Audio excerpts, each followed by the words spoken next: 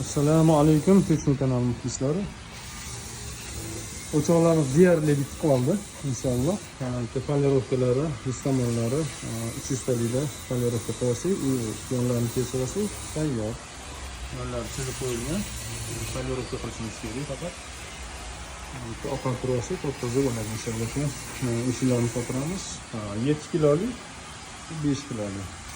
Ustini steshkalariga bir e'tibor berib qo'yasizlar. Ideal 3 sm kley haqqi bilan 3 sm qoldirilgan. Ustiga tosh bo'ladi. Etaklariga ham обязательно e'tibor beringlar. 10 sm chiqarganmiz tagini. Oyoq kirish hisobini olganmiz.